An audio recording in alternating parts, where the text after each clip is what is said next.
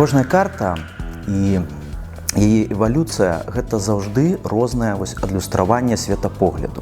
То есть гэта першыя карты, на якіх з'яўляюцца беларускія землі. Так усё ж такі нешта цяжка ўяўляецца, што такі паважаны навуковец, картограф, таварыш Пталамей сам удзельнічаў у экспедыцыях, цягаўся па розных аддаленых кутках Эйкюмены. Яшчэ да нашай эры яны абсалютна спакойна ведалі, што планета круглая. І гэта з'яўляецца адным з аргументаў, па якім все ж такі лічыцца, што гэтыя карты складаліся в антычныя часы. Яна даказвае, што ў нас былі и монеты, и все остальное, то есть была сувязь великая с іншими, были купцы, были и карты.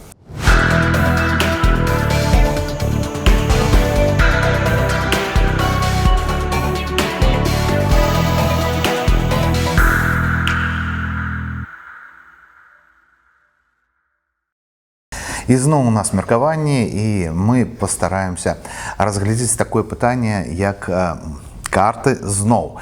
Гэта, мне здаецца, такая цікавая рэч, пра якую можна размаўляць, калі не гадзінамі, то днямі, гадамі так дакладна. І менавіта таму у нас зноў у гасцях. І сёння у нас у гасцях Ілля Андрэеў, чалавек, які займаецца гісторыяй беларускай картаграфіі, заснавальнік сайта imago.by, і ўвогуле наш госць, які ведае вельмі шмат чаго цікавага пра гэтую самую тэматыку картаў. У мяне ёсць меркаванне, што карты гэта нешта накшталт планаў дома, так? Калі яны могуць выкарыстоўвацца для таго, каб паляпшаць нешта, разглядзець там, для таго, каб яго абараняць, лепш там штосьці, для таго, каб наадварот захапіць і гэтак далей. Сапраўды, ён мае такі прызначэнні, часцей за ўсё карты. Гэта падарожжа ці напад, абарона, такія рэчы раней. У меня было такое здзіўленне раней, не ведаю, як у вас, так? Глядзіш на старыя карты. Што, як яны маглі намаляваць такое, гэта ж немагчыма, не тыя абрысы, не тое. Потым я так праглядзеўся і думаю, яны, калі не памыляліся, можа, проста ўсё змянялася. І не так даўно быў на моры Гарадота. Так, Палесе наша, Палешукі. І там сапраўды вельмі добра бачна, як змяняліся тыя самыя карты, як яны састарэлі, вельмі хутка старэлі, таму што тое мора знікала і з'яўлялася зусім іншыя абрысы. Хутчэй змяняліся не карты, а хутчэй змяняўся той ландшафт, які быў на гэтых картах выяўлены, безумоўна. Але ж тое, як мы бачым зараз, мы так, гэта немагчыма быць. Цалкам магчыма было і так, і мы гэта не ведаем. Да нас не ўсе карты дайшлі і гэтак далей. А дарэчы, якія першыя карты, можна сказаць, расказваюць пра Беларусь, пра Сарматыю, так? Сарматыя ж гэта першае. Так, антычнае ўяўленне аб гэтых землях нашых паміж Чорным і Балтыйскім морем гэта Сарматыя. Якія карты у нас самыя вядомыя, якія захавалі больш-менш тую тэрыторыю, мы разумеем, што гэта тое, дзе мы зараз знаходзімся, Беларусь. Самыя раннія карты гэта антычныя, якія дайшлі да нас, з якімі мы працуем. Але той канечны выгляд, які мы можам бачыць, гэта не факт, што яны ў тым выглядзе існавалі ў пачатку эры, у першых стагоддзях нашай эры. І ты, Сергей, калі ставіў пытанне у пачатку, ты казаў, што такое карта? Гэта план, нейкі план, так? Або гэта маршрут. І гэта кожная карта і яе эвалюцыя гэта заўжды рознае адлюстраванне светапогляду. І ён вельмі звязаны з гістарычным успрыняццем сусвету. То есть мы можам казаць пра карты ўвогуле вельмі ранняга часу, калі чалавек задаваў пытанне, як устроены сусвет. Так? Ён ставіў сябе ў цэнтр кропкай і абводзіў кругам, і гэта вось наваколле. Гэта была такая першая карта, першае яго ўяўленне. Наступным крокам ён падзяліў гэтую прастору нейкім чынам. Як ён яе падзяліў? Ён падзяліў яе, вось мы зараз карыстаемся, поўнач, поўдзень, усход, захад. Ён падзяліў яе на 4 часткі. Чаму на 4 часткі? Таму што ёсць вось спераду, ззаду, злева, справа. Вось. І гэта вось такі вось пачатак развёртывання прасторы ва ўяўленні чалавека. І на гэтым шляху былі розныя карты, і якія прастору нам малявалі, і тыя, якія малявалі проста маршрут. І менавіта з антычнага часу, калі мы кажам пра пталамеўскія карты, гэта карты прасторавыя, карты, якія паказвалі вось прастору пражывання. І кажучы, ўжо у яго шмат розных рэгіёнаў, вось, безумоўна, гэта толькі Еўразія, там, здаецца, поўнач Афрыкі, вось, і населены такі антычны свет. Вось. І адзін з аркушаў, прысвечаны нашым землям, еўрапейская Сарматыя. На ёй мы, безумоўна, мы разумеем, што гэта пачатак вось, першае, другое стагоддзя. Вось, там мы не знойдзем ніякіх ненаселеных пунктаў беларускіх, але на самых ранніх і надалей, на ўсіх картах заўжды прысутнічаюць асноўныя адпраўныя такія арыентыры. Гэта рэкі. Рэкі, якія былі першымі дарогамі, і як на нашых тэрыторыях гэта адзіныя арыентыры, таму што ў нас няма гор, у нас там нейкія азёры, так, але ўсё роўна гэта рачная сістэма. Вось. То есть гэта першыя карты, на якіх з'яўляюцца беларускія землі, гэта карты Пталамея. Але пытанне, што яны не дайшлі да нас, не дайшлі вось тыя з другога стагоддзя. Яны дайшлі, захаваліся ў рукапісах. І гэта асобная праца, вось гэта цікавасць даследчыка картаграфіі знайсці першую рэдкую нейкую рукапіс. І мы прыходзім у 11 стагоддзе, верагодна ў 11, магчыма 13 стагоддзе, таму што там цяжка трошкі датаваць гэтыя раннія рукапісы. І мы самыя раннія вось карты, рэальна намаляваныя, гэта 11 або там 13-12 стагоддзя, грэчаскія рукапісы. Яны захаваліся, яны захоўваюцца вось у Ватыканскай бібліятэцы, там яшчэ дзесьці па свету. Вось. Пасля яны былі перакладзены на лацінскую мову, і ўжо са з'яўленнем кнігадруку яны друкаваліся ў другой палове 15 стагоддзя. Вось. І вось гэты ўвесь час у еўрапейскім прадстаўленні нашыя землі успрымаліся прыблізна вось так, як яны выяўлены на гэтых картах Пталамея. Хаця ёсць нюансы, ёсць арабская картаграфія і безліч усяго іншага. Такое пытанне. Ну, а вось, калі ўзяць усё таго ж Пталамея, адкуль ён браў тую інфармацыю, якую ён размяшчаў на сваіх картах? Таму што гэта зараз 21 стагоддзе, і то чалавек так досыць абмежаваны апошнія пару гадоў у сваёй мабільнасці. А калі ўзяць другое стагоддзе, то і ўвогуле адлегласцю 100 кіламетраў для чалавека была фактычна недасягальнай. Так усё ж такі нешта цяжка ўяўляецца, што такі паважаны навуковец, картограф, таварыш Пталамей сам удзельнічаў у экспедыцыях, цягаўся па розных аддаленых кутках Эйкюмены і, так бы мовіць, трапляў у нейкія нечаканыя непрыемныя сітуацыі. Усё ж такі, дзе ён браў гэтую інфармацыю, якую адлюстроўваў на картах? Мы мала ведаем пра Пталамея. Вось. Але тым не меней, канешне, мы можам дапусціць, што да нашых тэрыторый ён не дабіраўся. Вось. У першую чаргу ён пакінуў гэтую спадчыну, яна ілюструе свет населены, свет Рымскай імперіі ў часы росквіту. І мы часта недаацэньваем тых людзей таго часу і ўзровень іх ведаў. То есть яшчэ да нашай эры яны абсалютна спакойна ведалі, што планета круглая. І больш за тое, яны задаваліся пытаннем, калі яна круглая, які яна мае дыяметр, якая працягласць па экватару. І яны прыўкрасна справіліся з гэтай задачай. Яны памерілі з пагрешнасцю 10% дыяметр планеты. І можам пасля пагаварыць пра тое, як яны гэта зрабілі. Пра астралябію і ўсе астатнія.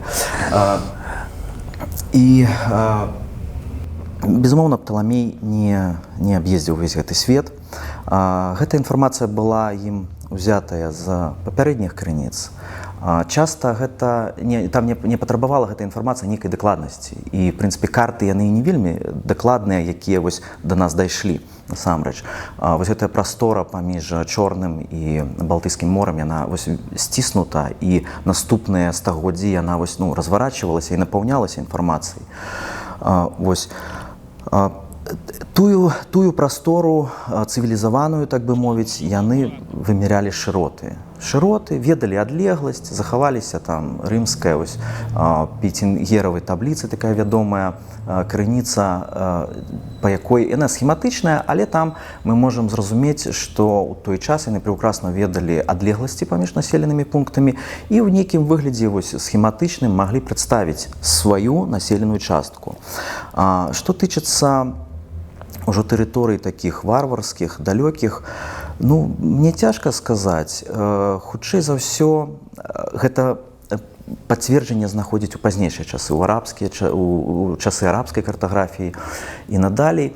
Часцей за ўсё носьбітамі гэтай інфармацыі былі падарожнікі, нейкія і купцы. То есть торговля была, але ў другім стагоддзі цяжка сказаць, на якім гэта ўзроўні даходзіла. Ведалі пра рэкі, прекрасна пра Борисфенус, Хронос і Рубон.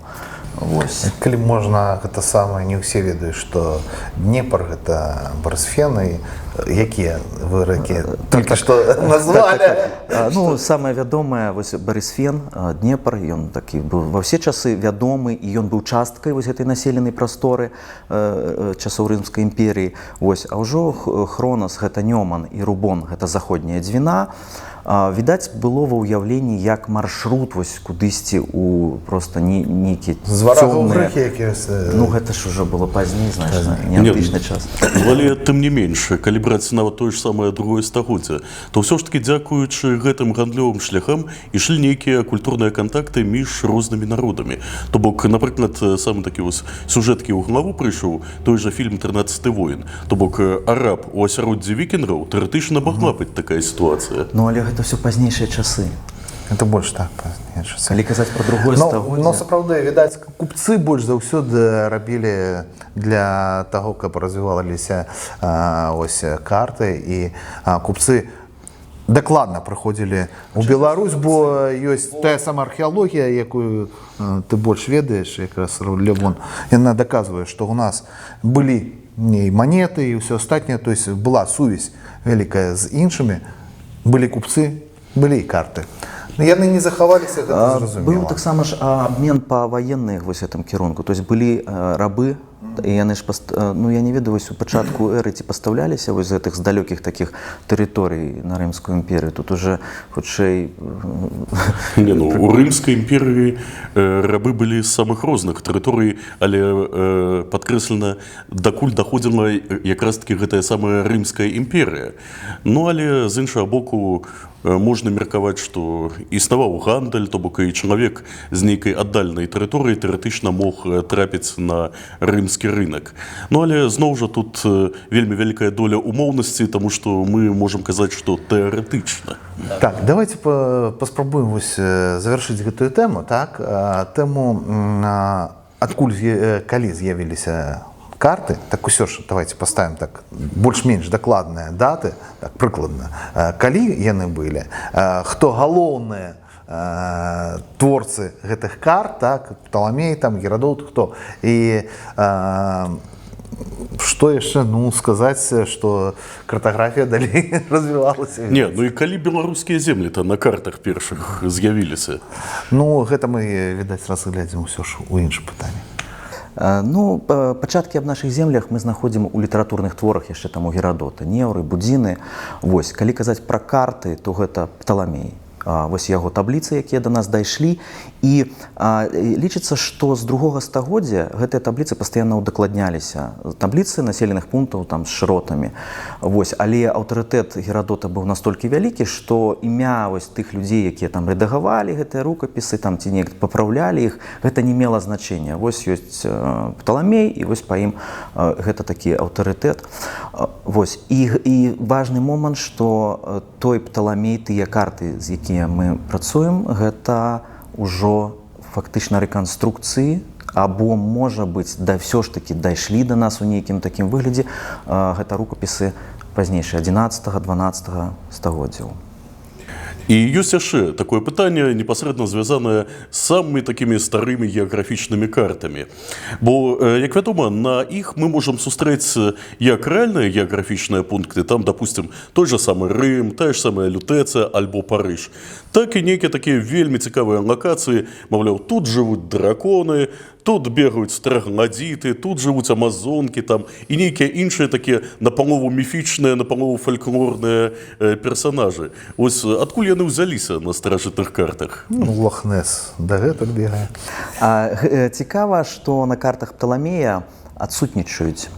Вось на гэтых рукапісах ранніх адсутнічаюць увогуле такі міфічны, міфалагічны складнік. І гэта з'яўляецца адным з аргументаў, па якім все ж таки лічыцца, што гэтыя карты складаліся в антычныя часы. І калі ўжо настае наше сярэднявечча, калі чалавек ужо не так цікавіцца навукай, там, да, практычнымі какімі-то механізмамі, але больш думае пра ўратаванне душы, пра вось гэты такой мерцаючы сусвет, насычаны там вот гэтай всёй міфалогіі, все зыбка, вось, і наперадзе толькі вечнасць. І гэта вось да пытання змены светапогляду.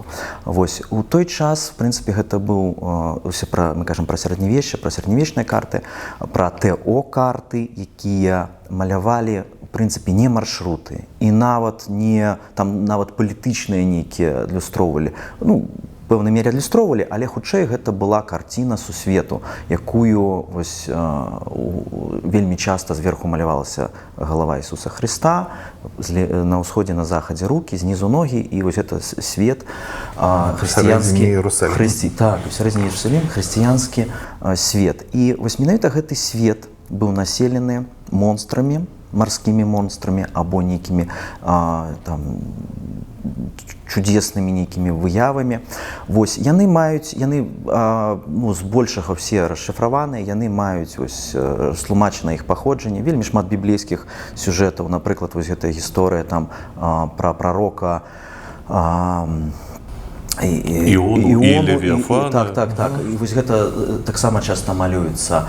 Цікавае было меркаванне ў сярэднявеччы, што усім істотам на сушы адпавядае істота ў моры. Толькі трэба яе шукаць. Адсюль вось ёсць марскі слон, напрыклад, і гэтак далей. І цікавая гісторыя пра едзінарога. Вы ведаеце, ёсць нарвал, і вось па гэтых тарговых шляхах даходзіў гэты бівень, і ён даходзіў, і ён уже, в прынцыпе, прэзентаваўся як вось бівень едзінарога, але ў той жа час людзі працягвалі верыць, што існуе адпаведнік этаму нарвалу едзінарог. Ну, проста мы яго яшчэ не знайшлі. Ну і, дарэчы, каштаваў бівень нарвала вельмі някепска, таму што лічылася, што ён засцерагаў ад любых відаў атруты. Дастаткова было толькі, напрыклад, яго акунуць у келях з віном, каб любая атрута ў ім самаліквідавалася. Так, ну гэта ж чудесныя рэчы, вось, якіх чалавеку заўжды не хапала. І ўжо нават у 16 стагоддзі захавалася перапіска, здаецца, Артэліуса, яму замаўляюць карту. І ён піша, колькі малюем там монстраў. І заказчык кажа, ну і гэта будзе даражэй, таму што гравюру іх всіх зрабіць і ўсё. Заказчык кажа, ну давайце паболей, таму што людзі лепш купляюць. Вось. То есть гісторыі вось з гэтымі монстрамі шмат. Гэта быў такі і запрос грамадства, адкуль мастакі і там, ну, навукоўцы, да, даследчыкі вось чэрпалі, было дзе ўзяць. І пачынаючы ад Бібліі, пачынаючы ад проста міфалогіі, і ўсё гэта так адлюстроўвалася на картах. І чым далей людзі пазнавалі, то есть, ну, плавали, бачили, ну, нема монстраў. Хадзілі туды, там нема там нейкіх людзей там з большими вушамі там ці з адным вокам. І гэтыя монстры все далей і далей атадвігаліся на тыя тэрыторыі, да якіх яшчэ не дабіраліся, пакуль урэшце яны і не зніклі. І надалей тое самае, дарэчы, адбывалася і з некаторымі геаграфічнымі аб'ектамі, з рознымі там азёрамі, з рознымі гарадамі, з рознымі міфічнымі краінамі. Іх все далей, пакуль яны не знікалі. Калі вось прыйшоў час, калі карты сталі з маляўнічых яны сталі гравюрамі і распаўсюдзілись. Гэта ж дало магчымасць распаўсюдзіць іх даволі так неблага, можна было тиражировать уже. Так. Ну, гэты працэс, в прынцыпе, пачаўся з тым жа кнігадрукам, ну, трошкі, можа быць, пазней, таму што ўжо Пталамей быў перакладзены ў сярэдзіне, там, у пачатку 15 стагоддзя. Ужо з'явіліся першыя карты, па якім стала зразумела, што Пталамей шмат у чым памыляецца і трэба пераглядаць гэта ўсё. Вось. І у 1470-х годах, здаецца, пачаліся першыя выданні па Пталамею, і літаральна бліжэйшыя дзесяцігоддзі яны пачалі дапаўняцца новымі картамі. Гэты працэс працягваўся, пасля пачалі выдаваць проста атласы, уже на якіх мы ўжо зараз пазнаем контуры, там, населеныя пункты, все гэта. Ось. Але Пталамей заўжды незменна да 18 стагоддзя ён долучаўся, такая класічны дадатак. Асобна выдаваўся або долучаўся. То есть ён працягваў існаваць як вось такая класічная геаграфічнае гэтае ўяўленне. Вось. Так, але цікава, што першае выданне, там таксама захавалася інфармацыя пра тыражы гэтых выданняў Пталамея, вось што яны кепска прадаваліся. І толькі вось галандцы, 17 стагоддзя, гэта такі залаты час картаграфіі, калі яны аздобілі картамі, калі вось мы знаходзім у жывапісу, так, гэта вельмі часты прадмет інтэр'ера, ну, там, звычайных досыць дамах. Вось. То есть карта набыла такі дэкаратыўны, важны такі чыннік, і тады вось з'явіўся гэты спрос і росквіт картаграфіі не толькі як навукі, але і як такое мастацтва. Ну, зараз картаграфія ўвогуле пераходзіць у інтэрнэт, мы карыстаемся... У GPS-фармат. Так, у GPS-фармат. І гэтак далей. Ну, развіццё адбываецца развіццё нашых думак. Якое меркаванне ў вас пра тыя самыя карты? Як вы думаеце, ці варта ўвогуле разглядаць такія рэчы, як старадаўнія карты, ці патрэбна нам гісторыя, і любыя спрэчныя пытанні. Ставьте нам лайки, ставьте дизлайки, калі хочаце, канешне. Але самае галоўнае, не будьце абыякавымі, каментуйце ўсё, што вы думаеце. А калі хочаце нас падтрымаць, падпішыцеся. І мінімальна, але фінансава вы дапаможаце нам, нашему каналу доброму, развиваться. Ну а на гэтым мы пакуль развітваемся з вами. До наступных встреч.